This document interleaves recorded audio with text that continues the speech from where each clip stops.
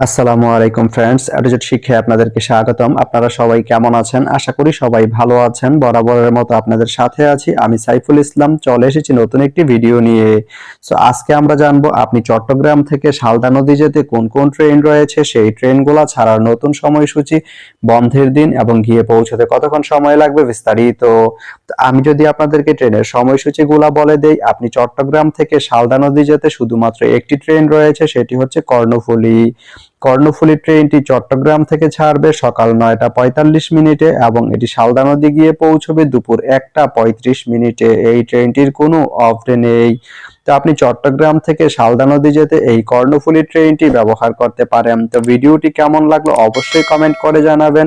আর ভিডিওটি যদি ভালো লেগে থাকে বা আপনার কোনো উপকারে এসে থাকে তাহলে ভিডিওতে একটা লাইক করে দিবেন, কারণ আপনার একটা লাইক আমাকে অনেক ইন্সপায়ার করে নতুন নতুন আরো ভিডিও বানাতে। তো ধন্যবাদ সবাইকে ভিডিওটি এতক্ষণ ধৈর্য ধরে দেখার জন্য। ভালো থাকবেন, সুস্থ থাকবেন, এডুজেট শিক্ষার সঙ্গেই থাকবেন।